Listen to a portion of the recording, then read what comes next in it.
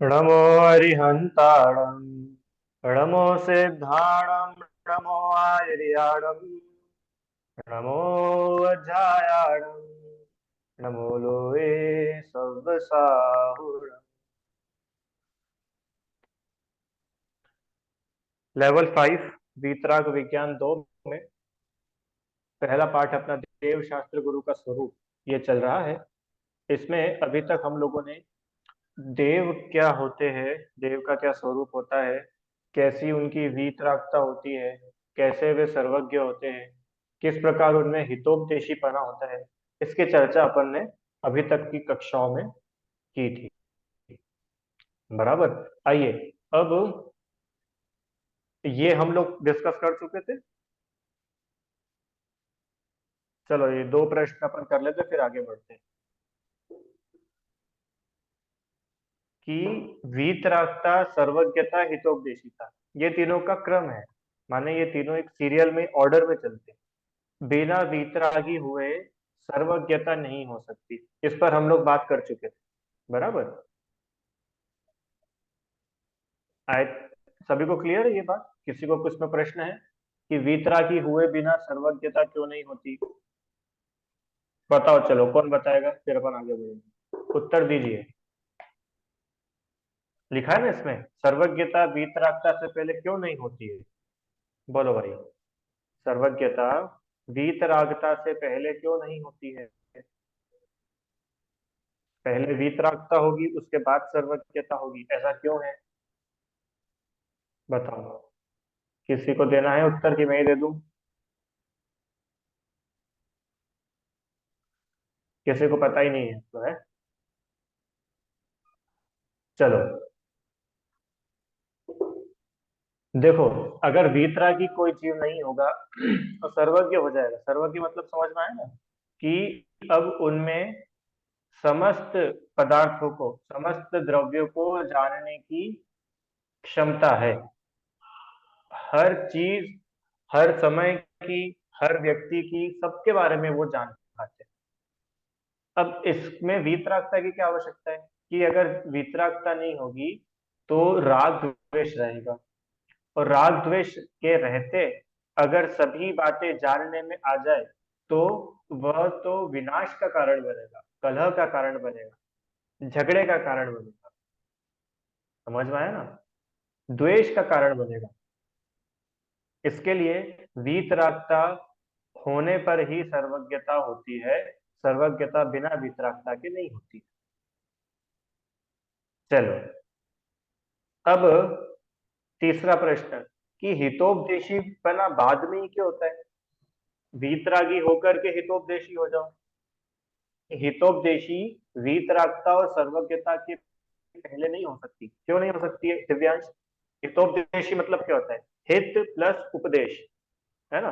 माने अब जो वीतरागी और सर्वज्ञ है, अब वो जो भी उपदेश देंगे वो हित का होगा।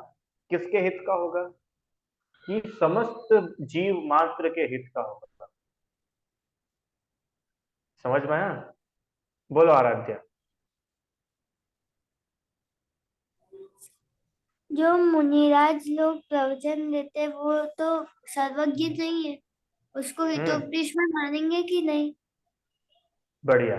मुनिराज जो प्रवचन देते हैं वो हितोपदेशी पना है कि नहीं? सुनो, मुनिराज उपदेश दे रहे हैं, वो तो हित का ही दे रहे हैं, पहली बात। और दूसरी बात, किसके आधार से दे रहे हैं? कि शास्त्रों के आधार से दे रहे हैं। और शास्त्र कहाँ से आए? कि सर्वज्ञ भगवान के द्वारा आए हैं। ठीक है। तो वो जो चेन है, अपन ये देखो कि उस चीज का मेन ओरिजिन क्या है। समझ में आए ना? कि वो आए कहाँ से। हम वो पढ़ते ना, वीर हिमाचल ते निकसी। याद है वो जिनवाणी स्तुति, वीर हिमाचल ते निकसी गुरु गौतम के मुख। तो जो जिनवाणी है, वो जिनवाणी मूल आई कहाँ से है? अभी अपन पढ़ेंगे, अभी अपन देव के बाद शास्त्र पढ़ने वाले हैं ना दिव्यांश। तो शास्त्र में शास्त्र के लक्षण बताएंगे कि हम हर किसी को शास्त्र नहीं मानेंगे। हाँ, वो शास्त्र कहाँ से आया है, वो शास्त्र किन्होंने लिखा है, और जिन्होंने लिखा है उन्होंने किसके आधार से लिखा, किसको सुन करके लिखा, किससे पढ़ करके लिखा। तो हम जब ऐसे ऐसे ऐसे उस चेन को फॉलो करते जाएंगे तो आप सर्वज्ञ भगवान तक पहुंचोगे। तो फिर आप बोलोगे कि हाँ, अगर मुनिराज भी उपदेश दे रहे हैं तो वो शास्त्र के आधार से दे रहे हैं, इसलिए उनका उपदेश भी हमारे हित का ही है। आराध्या, समझ में आया? तो ये तो हुई सर्वज्ञता की बात कि अगर आपको उपदेश देना है दिव्यांश, तो ये तो जरूरी है कि आपको सब चीजों का ज्ञान होना चाहिए। उस दिन भी डिस्कस हुआ था ना कि वस्तु स्वरूप का उपदेश देने के लिए वस्तु स्वरूप का ज्ञान तो होना चाहिए ना। छह द्रव्य का उपदेश देने के लिए छह द्रव्य का ज्ञान होना चाहिए। आपको पता होना चाहिए कि जीव, पुद्गल, अनंत पुद्गल, आकाश द्रव्य, काल द्रव्य, अधर्म द्रव्य, ऐसे ऐसे द्रव्य होते हैं। उनमें से ये जीव होते हैं और जीव का स्वभाव जानना देखना होता है। तो ये कौन बताएगा? कि जो स्वयं जानता है वही तो बताएगा ना। क्यों? मैं तुमसे फोन करके पूछूं कि इंदौर में मैं रास्ता भटक गया हूं, मुझे मेरे घर तक पहुंचा दो, तो तुम पहुंचा पाओगे क्या? कि नहीं पहुंचा पाएंगे। क्यों? हमको पता ही नहीं है इंदौर का रास्ता। पर मैं सूरत में कहीं पर फंस गया हूँ और तुम मुझे हेल्प कर दो, तो तुम हेल्प करोगे कि नहीं करोगे? कि सब बिल्कुल हेल्प कर देंगे। क्यों? क्योंकि हमको सूरत का रास्ता पता है। सीधा सा गणित है, इसमें बहुत सिंपल है। क्यों? और हम जिसको जिस बात का ज्ञान होता है तभी तो वो उसका उपदेश दे पाएगा। बिना ज्ञान के अगर उपदेश दोगे तो आपकी हंसी उड़ेगी। पहली बात, बिना ज्ञान के अगर आप कुछ भी उपदेश दोगे तो आपकी बात को कोई मानेगा ही नहीं। आपकी बात कौन मानेगा? अच्छा बात, जब आपको उस चीज के बारे में पता ही नहीं है तो आपकी बात कोई मानेगा क्या? कोई नहीं मानेगा। समझ में आया? चलो, अब ये तो हुई सर्वज्ञता। अब हितोपदेशी पना होने के लिए, प्रश्न सुनना आरंभ, हितोपदेशी पना होने के लिए वीतरागता की क्या आवश्यकता है? हितोपदेशी होने के लिए वीतरागता की क्या आवश्यकता है? बिना वीतरागी हुए हितोपदेशी क्यों नहीं हो सकते? बोलिए नवदा। क्योंकि जब तक वीतरागी नहीं होंगे तब तक वो उपदेश हित का कैसे हो सकेगा। हाँ, वेरी नाइस। क्यों क्यों नहीं हो सकेगा? क्योंकि वीतरागता के बिना तो राग द्वेष सब रहता है, तो जो भी बात बोलेंगे वो तो सब रागी द्वेषी वाली ही होगी। हाँ, वेरी नाइस। समझ में आया ना कि जब तक आपके पास ही राग द्वेष है तो पहली बात, आप खुद रागी द्वेषी हो करके ये कैसे बता पाओगे कि वीतरागता ग्रहण करने योग्य? दूसरी बात, जब आप रागी द्वेषी हो तो आपकी बातों में भी तो राग द्वेष भरा हुआ होगा। तीसरी बात, कि जिसके साथ में मोह राग द्वेष है उसके उपदेश सबके लिए एक जैसे कैसे होंगे? उसकी तो पार्शियलिटी हो जाएगी।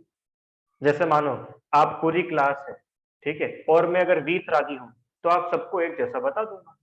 और अगर मैं रागी द्वेषी हूँ तो दिव्यांश को अलग से फोन करके, अरे दिव्यांश को पूरी क्लास को नहीं बताना था, तुमसे थोड़ा स्पेशल राग है, तुम ये वाला पॉइंट सुन लो। तो ये जो वीतरागी नहीं होगा तो उसके मन में तो पार्शियलिटी होगी ना। पर वीतरागता है, इसके लिए क्या बोला कि वीतरागी है, इसके लिए ही उनका उपदेश हित रूप है। अगर वो वीतरागी नहीं होंगे तो उनका उपदेश हित का कैसे हो सकता है?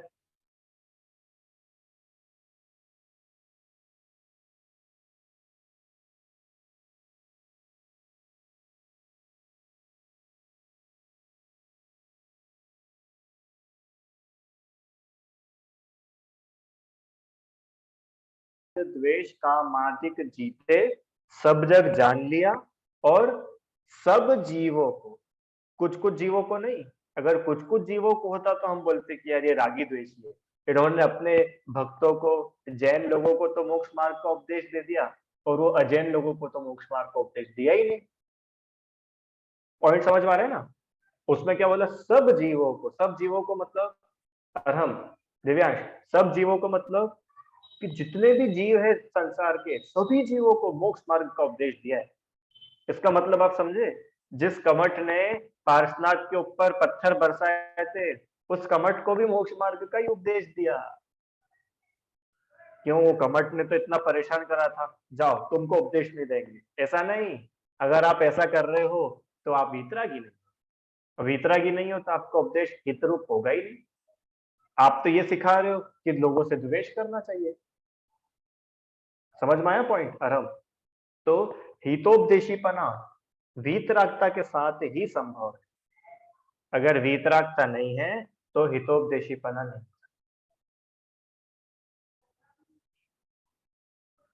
चलो अब थोड़ा सा इसको खोलते हैं अपन। आप लोगों ने कभी ऐसा कुछ सुना है कि भगवान ने है भगवान ने पंचम काल के जीवों के ऊपर करुणा करके उपदेश दिया, पंचम काल के जीवों के ऊपर करुणा करी? ऐसा नहीं है, भगवान करुणा नहीं करते हैं। कि क्या बात कर रहे हो सर, अभी तो देव स्तुति में पढ़ के आए थे कि भगवान तो बहुत बड़ी करुणा करते हैं। उनसे बड़ी करुणा तो कोई ने करी नहीं। कि सुनो सुनो, करुणा होती है, वो करते नहीं है। जैसे चंद्रमा को देखते से शीतलता होती है, चंद्रमा शीतलता देने आता नहीं है अलग से, ऐसे ही भगवान के निमित्त से जीवों को मोक्ष मार्ग मिल जाता है। भगवान एक एक को देने के लिए नहीं जाते कि अब देखो पंचम काल में तो भैया हम तीर्थंकर लोग तो नहीं रहेंगे। एक काम करिए गौतम गंधर, आप प्लीज मेरी सारी बातें याद कर लीजिए और अपने शिष्य को बता देना, जिससे पंचम काल के लोगों का भला हो जाए। नहीं नहीं, वो तो कह के बस कह देते हैं। अरे आप अपन भगवान की बात कर रहे हैं, आचार्यों की बात देखो। आपको पता है आचार्य जंगलों में शास्त्र लिखते थे, जो शास्त्र लिख दिए अब उनके पास तो कुछ व्यवस्था ही नहीं है। ना कोई बैग है, ना कोई अटैची है, ना कोई बॉक्स है, कुछ भी नहीं है। उन्होंने तो गाथा लिख दी, छोड़ दी और आगे चले गए। गाथा लिख दी, छोड़ दी और आगे चले गए। हाँ, अगर कोई समझदार श्रावक होंगे तो वो उसको संभाल संभाल करके रखेंगे।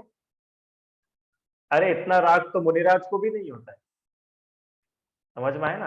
वीतरागता के बिना हितोपदेशीपना नहीं हो सकता। सौरभ जी, भगवान करुणा करके उपदेश नहीं देते, भगवान का उपदेश तो होता है। भगवान उपदेश देते नहीं कि चलो बढ़िया सब लोग आ गए, वेरी गुड, अब क्लास, अब प्रवचन शुरू करते, अब दिव्य ध्वनि शुरू करते। कि नहीं, अब आपको प्रश्न होगा कि फिर वो गौतम गंधर्व नहीं आए थे जब तक तो महावीर भगवान का हितोपदेशीपना था क्या? नमता, महावीर भगवान ने तो उपदेश ही नहीं दिया, तो ये तो पार्शलिटी होगी ना। क्यों?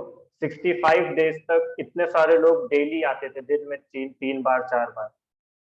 हाँ, उन लोगों के लिए तो कुछ उपदेश ही नहीं दिया भगवान ने, और जैसे ही गौतम गंधर्व आए उन्होंने उपदेश दे दिया। तो ये तो राग द्वेष हो गया ना।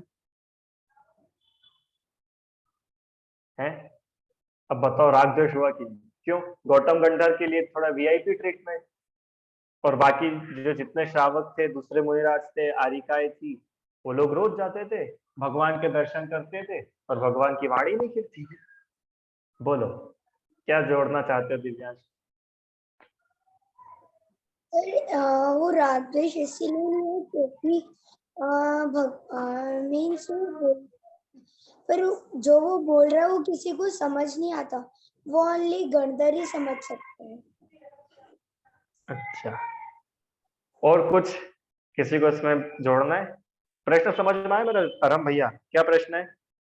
कि गौतम गंधर्व जब तक नहीं थे तब तक तो उपदेश ही नहीं हुआ, और उनके आते से उपदेश होने लगा, तो ये तो पार्शियलिटी हो गई, राग द्वेष हो गया। कि नहीं नहीं नहीं नहीं, रुको, पहली बात तो भगवान उपदेश करने वाले है ही नहीं, माने उपदेश के कर्ता नहीं है कि चलो अब मैं बोलूंगा। आप लोगों को पता है अरिहंत भगवान होते हैं ना, अरिहंत भगवान सुखी होते, नवदा, इतना तो पता है अपने को, अरिहंत भगवान सुखी होते। और कैसे सुखी होते? कि अनंत सुखी होते। राइट? अब सुनना, अनंत सुखी होते हैं इसका मतलब दुखी बिल्कुल भी नहीं होते। दुखी नहीं होते इसका मतलब कि इच्छाएं नहीं होती है। जहां इच्छा है वहां दुख है, और जहां इच्छा नहीं है वहीं सुख है। और पता है आपको, अगर भगवान की इच्छा, जो दिव्य ध्वनि होती है ना, वो इच्छा से नहीं खिलती है, चलो अब मेरा मन हो रहा है, पूरा समोशरण फुल हाउसफुल हो गया, अब मैं बोलना शुरू करता हूँ। नहीं, बिना इच्छा के सहज भगवान की वाणी खिलती है। बिना इच्छा के, बिना किसी प्लानिंग के सहज भगवान का विहार होता है। तो वो प्लानिंग करके नहीं जाते, चलो अब अपन चंपापुर पहुंच गए, बढ़िया, चलो अब समय शिखर बस थोड़ा ही दूर है, समय शिखर जाएंगे और वहां से मोक्ष जाएंगे। कोई प्लानिंग नहीं। अगर प्लानिंग के साथ ही मोक्ष होता हो तो बताओ, चार तीर्थंकर क्यों समय शिखर जैसे मोक्ष नहीं गए? पावापुर से, गिरनार जी से, चंपापुर से क्यों चले गए? कैलाश पर्वत से?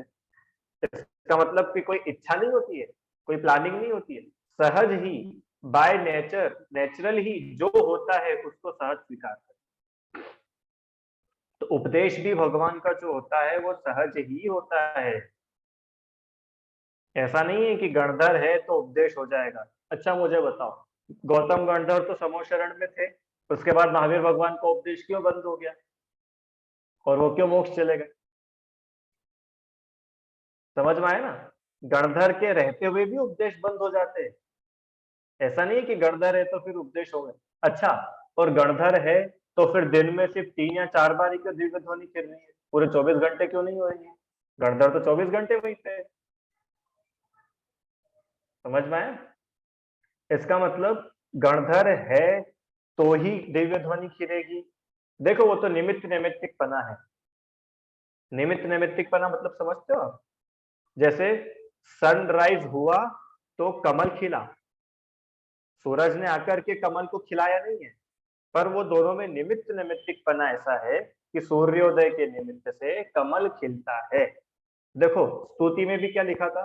भवि भागन वच, भव्य जीवों के भाग्य से और भगवान के वचन योग से दिव्य ध्वनि खिलती है। अरहम, अब भव्य जीवों का भाग्य होगा तो भगवान की दिव्य ध्वनि खिलेगी। इसका मतलब कि अपनी दिव्य ध्वनि खिराने में भगवान खुद सक्षम नहीं है। अगर भगवान खुद अपनी दिव्य ध्वनि खिराने वाले होते तो 65 डेज तक क्यों नहीं खिरी? आप समझ रहे हो मतलब वस्तु स्वरूप कितना इंडिपेंडेंट है। भगवान भी कुछ नहीं कर सकते दिव्यांश। और जब भगवान ही कुछ नहीं कर सकते तो आप और हम कर सकते कुछ? क्यों? 3 दिन से क्लास नहीं हो रही थी और आज भी ऐसा था कि क्लास नहीं हो पाएगी, मैं घर नहीं पहुंचूंगा, फिर भी अपन ने 15 मिनट टाइम आगे बढ़ा के क्लास कर ली। तो बताओ, मैंने क्लास ले ली ना, कि अरे अगर मेरे हिसाब से क्लास होती तो 3 दिन छुट्टी क्यों होती है? समझ में आए? मतलब वस्तु स्वरूप बहुत स्वतंत्र है। आप किसी भी पर्याय के कर्ता नहीं हो। सब पर्याय अपने अपने समय से अपने आप ही हो रही है। समझ में आए? कितना कितना ज्यादा फ्री कर देने वाली बात है, बताओ। हम्म, कितनी फ्री कर देने वाली बात। तो हितोपदेशीपना कहाँ से आया? कि वीतरागता और सर्वज्ञता के होने पर ही हितोपदेशीपना होगा। क्यों होगा? कि अगर आप वीतरागी नहीं है तो आपका उपदेश राग द्वेष वाला होगा। अगर आप स्वयं वीतरागी नहीं है तो आप राग द्वेष का पोषण करोगे। आप बोलोगे कि हाँ, इसने तुम्हारे साथ बुरा करा, तुम भी एक जोर से चाटा लगाओ उसको। मच्छर ने तुमको काटा, तुम भी मच्छर को काटो। नहीं, काटता कोई नहीं, मारता है, तुम भी मच्छर को मारो। तो ये जो उपदेश है ये तो द्वेष का उपदेश हो गया। तो ये हितोपदेश हुआ कि नहीं हुआ? कि सुनो सुनो, हितोपदेश भी कहां से हुआ? मच्छर का हित हुआ कि अहित हुआ? अहित हुआ। कि हमारा तो हित हो गया ना, कि नहीं नहीं तुम्हारा भी अहित हुआ। कि क्या बात कर रहे हो, वो मच्छर अभी तक हमको काट रहा था, हमने उसको मार दिया, अब वो हमको नहीं काटेगा, तो हमारा तो हित हो गया ना। कि तुम्हारा पाप बंद हो गया, कि तुम्हारा अहित हुआ। तुमको समझ में नहीं आया, तुम घाटे के सौदे में गए। सौरभ जी, घाटा हुआ कि फायदा हुआ? घाटा हो गया कि नहीं? वो अभी तक तो बहुत मच्छर काट रहे थे, अपन ने तो ऑल आउट लगाया, रात भर बहुत बढ़िया सोए, अपना तो फायदा हो गया। कि फायदा नहीं हुआ, उतने सारे जो मच्छर मरे ना, सबकी हिंसा का पाप तुमको लगा, ये घाटा हुआ है। रात भर अगर जागते जागते खुजालते रहते तो भले तुमको पाप नहीं बनता, अभी तो पाप बन गया, घाटा है। तो भगवान के उपदेश में, भगवान का उपदेश मतलब साक्षात सर्वज्ञ का उपदेश और उनका वचनों को बताने वाली जिनवाणी का उपदेश। जिनवाणी, जिनेन्द्र भगवान की वाणी। तो वो जिनवाणी में भी राग द्वेष का पोषण नहीं होगा, क्यों? क्योंकि जब वीतरागी भगवान ने कही है तो उनकी कही हुई बातें रागी द्वेषी कैसे हो सकती है? क्या लिखा है जयमाला में, याद है?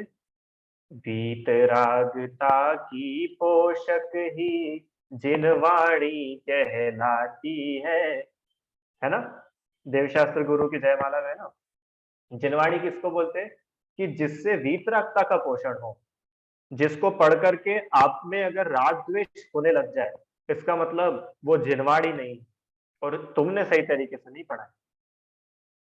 ठीक है दिव्यांश? तो हितोपदेशीपना मतलब वीतरागता होने पर जो उपदेश होगा वो हित का ही होगा। अब आप बोलोगे कि सर वो हित का उपदेश है तो फिर राग तो हो गया ना? क्यों? अहित का उपदेश होता तो द्वेष, और हित का उपदेश होता तो राग। क्यों राग?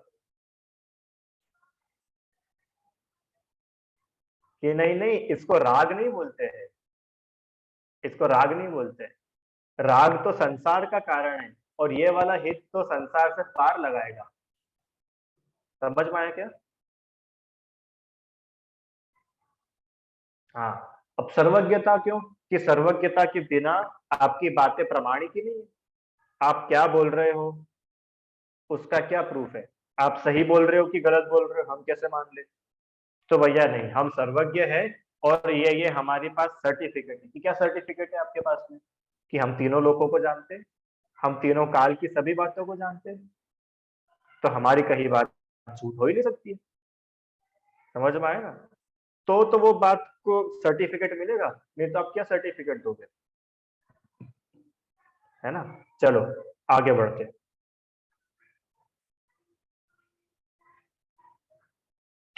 सही गलत है तो आप लोग बता ही दोगे। जो हमारी मनोकामना पूरी कर दे वह देव है? नहीं है। क्यों नहीं है? कि मनोकामना पूरी करेंगे इसका मतलब वो राग कर रहे हैं। रागी द्वेषी तो किसी की मनोकामना पूरी करेगा, तो इसलिए वो वीतरागता नहीं होने से देव नहीं है। चलिए, अच्छा जो हमारी पूजा से प्रसन्न हो जाए वो देव है क्या? कि नहीं है। एग्जाम में पास करा दे वो देव है? नहीं है। क्यों? जिससे हमें हमेशा डर लगता रहे वो तो भगवान है ना? नहीं भैया, भगवान से तो डरो, भगवान से तो डरो। क्यों? लोग ऐसा बोलते हैं ना कि भैया हमसे नहीं तो कम से कम ऊपर वाले से तो डरो। सुना है कि नहीं सौरभ जी? आपने तो सुना होगा, बच्चों ने पता नहीं ऐसा बोलते हैं। क्या होता है, जैसे मान लो बिजनेस कर रहा है कोई, दुकानदारी करता हो, और वो दुकानदार ग्राहक को लूट रहा है। मान लो 25 रुपए की चीज 250 रुपए में बेच रहा है, तो ग्राहक क्या बोलेगा? अरे भैया कम से कम हमसे नहीं तो ऊपर वाले से तो डरो। इतना कमा के किसके पास जाओगे? इतना लोगों को ठगोगे तो कहाँ पे भुगतोगे? तो बोल रहे कि ऊपर वाले डराता नहीं है, और जो डराता है वो भगवान नहीं है। क्यों रहा? क्यों? क्योंकि जो व्यक्ति डरा रहा है इसका मतलब वो द्वेषी है। डर मतलब द्वेष, डर मतलब बुरा, डर मतलब दुख। तो भगवान से कभी भी डरना नहीं, और भगवान कभी भी डराते नहीं। पता है हम लोग जो बच्चों को सिखाते ना, ऐसा नहीं करना, क्यों? भगवान पाप देंगे। कि भैया ऐसा नहीं सिखाना कभी बच्चों को कि भगवान पाप देंगे। भगवान कभी पाप नहीं देते। तो भगवान अगर पाप देने लग जाए तो वो भगवान नहीं है। दूसरे धर्म में लोग उसको श्राप बोलते, तुमने पाप बोल दिया, अंतर क्या रहा?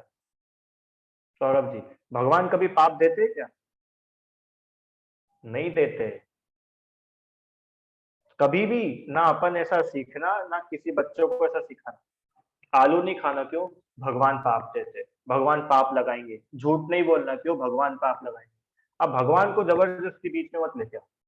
हाँ पाप लगेगा, बच्चे का बुरा होगा, इतना उसको सिखाओ, पर सही तरीके से सिखाओ। ये तो क्या होता है, अपना इंटेंशन तो कितना है कि बच्चा पाप से बचे, बच्चा रात्रि भोजन छोड़े, बच्चा आलू खाना छोड़े। तो आप उसको ऐसा बोलोगे ना भगवान कर देंगे, भगवान कर देंगे, तो एक समय तक बच्चा सुन लेगा, फिर बाद में वो बच्चा एकदम, बोलते हैं ना अपन ने पहले बात की थी आशा जी, कैसा हो जाता है बच्चा? ढीठ हो जाता है। ढीठ हो जाता है मतलब कि अब उसको कोई फर्क नहीं पड़ रहा। हाँ ठीक है, भगवान पाप देंगे ना, हम भगवान से निपट लेंगे, हमको तो तुम रात में आलू दो, हम तो खाएंगे, हम तो सब देख लेंगे कौन भगवान है। तो आपने ऐसा बोल करके, अपने को तो लग रहा है कि बच्चा मान रहा है, वो मान नहीं रहा है। अभी वो छोटा है, तो दबाव में आकर के सुन लेता है, पर उसके मन में जो भगवान की इमेज है ना, वो इमेज गिरती जाती। सुनवाए दिव्यांश? स्कूल में कोई ऐसी टीचर हो, हाँ, अधिकतर स्कूलों में प्रिंसिपल वाइस प्रिंसिपल ऐसे होते हैं जिनसे सब लोग डरते हैं ना दिव्यांश? तुम लोग स्कूल में, क्या बात है, हम लोग तो भैया बहुत डरते थे। नहीं डरते? अच्छा, आजकल डराते क्या है? हमारे टाइम पे तो मार पड़ती थी, हमारे समय तक तो बच्चे थोड़े सौभाग्यशाली थे, आजकल तो बहुत दुर्भाग्य बच्चों का विचार होगा। ठीक है, तो भी बड़े लोगों से पूछते हैं। आप लोगों के समय तो स्केल वगैरह सब मारते थे, तब मुझे ये बताओ कि कोई ना कोई टीचर ऐसे होते हैं ना स्कूल में, सीनियर, प्रिंसिपल वाइस प्रिंसिपल, तो क्लास टीचर क्या बोलती है, ऐसा करोगे तो प्रिंसिपल के पास ले जाएंगे, प्रिंसिपल पनिशमेंट देगी, हाँ, स्पोर्ट्स वाले सर पनिशमेंट देंगे, सब करेंगे। तो आपके मन में, सच्ची सच्ची बताना, आपके मन में प्रिंसिपल के लिए रिस्पेक्ट है कि डर है?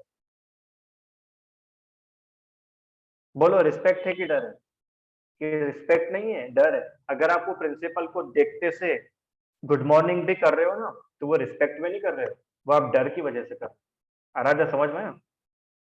स्कूल में अगर तुम्हारी कोई टीचर बहुत अच्छी है, जिसकी तुम सच्ची में दिल से रिस्पेक्ट करती हो, तो अगर वो तुमको इंदौर के किसी मोहल्ले में भी दिख जाए ना, तो तुम जाकर के उनसे मिलोगे।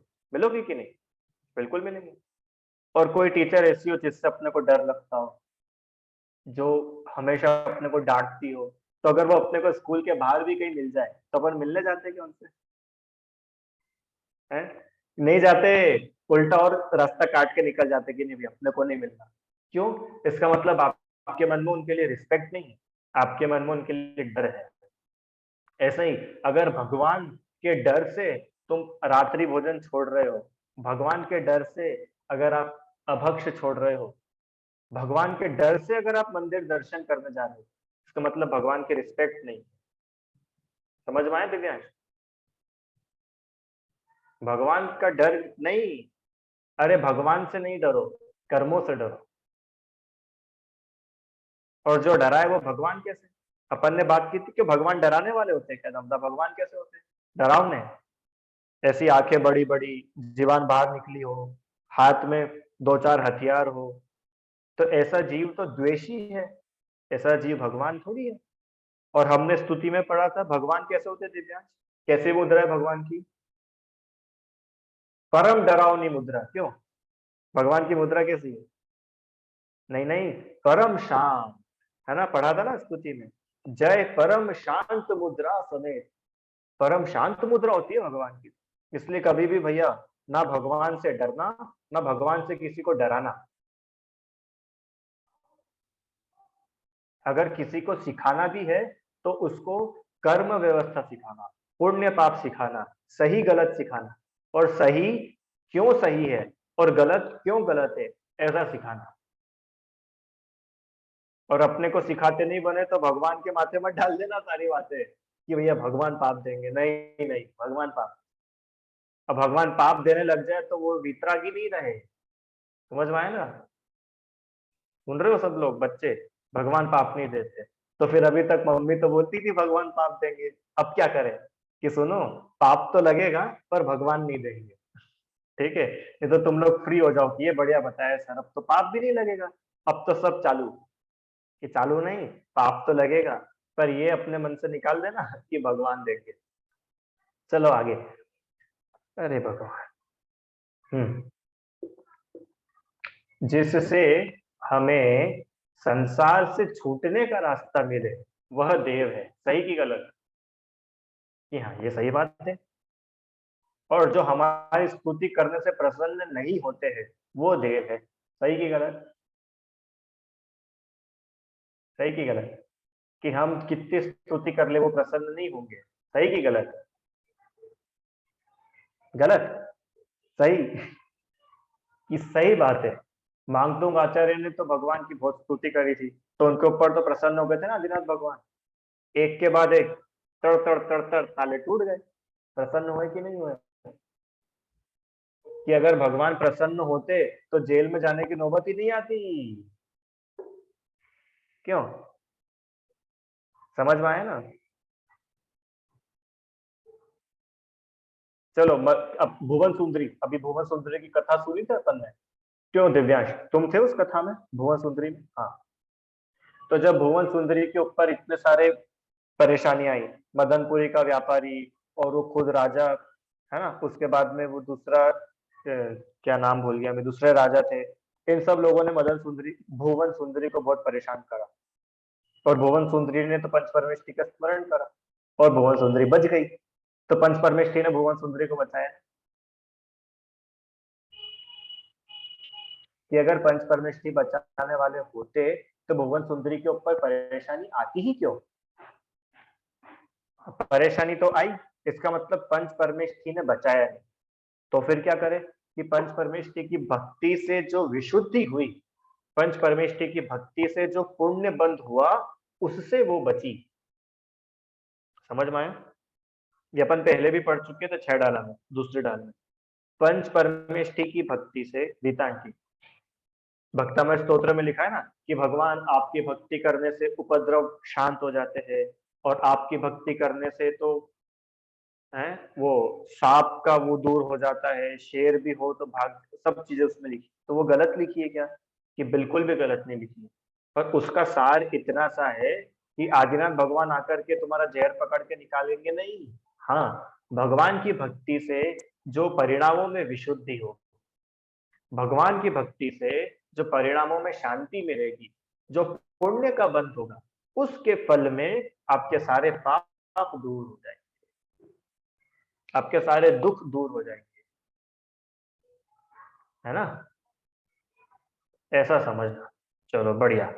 आइए शास्त्र के बारे में भी थोड़ा सा पढ़ लें। कुछ प्रश्न है आपके देव से रिलेटेड तो अपन वही कर लेते, शास्त्र कल से शुरू करेंगे, और नहीं हो तो अपन शास्त्र शुरू कर। किसी का प्रश्न अभी तक जो अपन ने पढ़ा? नहीं?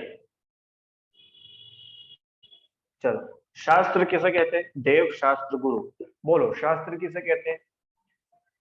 हाँ, तो रत्नकरंड श्रावकाचार्य जी ने शास्त्र का लक्षण लिखा है। क्या लक्षण लिखा है? आप्तोपज्ञम अनुलंघ्यम, आप्तोपज्ञम अनुलंघ्यम दृष्टेष्ट विरोधकम तत्वोपदेशकृत सार्वम शास्त्रम कापथ घट्टनम।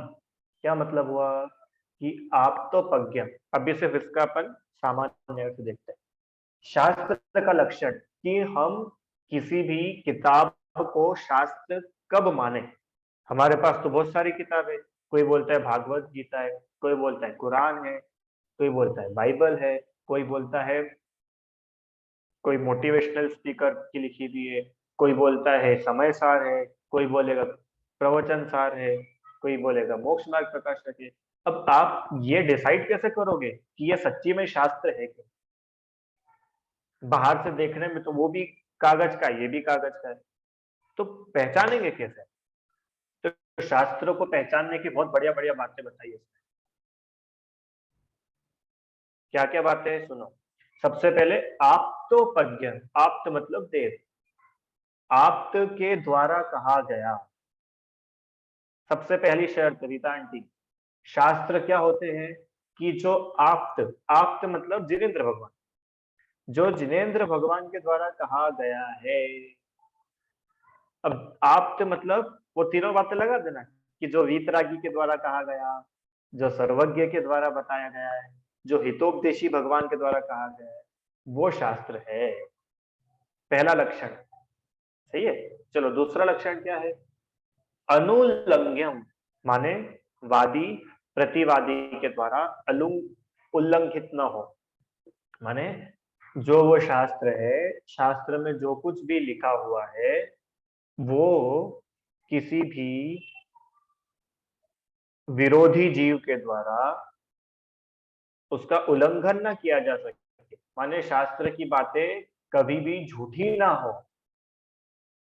ऐसा नहीं हो कि देखो तुम्हारे शास्त्र में तो ऐसा लिखा है और वहां तो कुछ और हो रहा है, कि नहीं नहीं, शास्त्र की बात का कभी उल्लंघन नहीं होगा। उल्लंघन मतलब तो पता है ना? उल्लंघन मतलब कि शास्त्र में कुछ और लिखा है और कुछ और ही हो, ऐसा कभी नहीं हो सकता। ये दूसरा लक्षण है शास्त्र। जैसे अब आप बोलोगे कि शास्त्र में लिखा है कि वो पर्वत से कूद जाने के बाद में मोक्ष मिलता है और बकरे की बलि चढ़ाने से वो बकरा मोक्ष में चला जाता है, तो लिखा है भैया शास्त्रों में कि नहीं? नहीं, तुम्हारा ये देखो तीसरा पॉइंट आ गया ना कि प्रत्यक्ष और अनुमान द्वारा बाधित होती है तुम्हारी बात। बकरे को हम काटेंगे तो हमारे काटने से वो बकरा भगवान बन जाएगा, बकरे को जन्नत मिल जाएगी, ऐसा कैसे हो सकता है?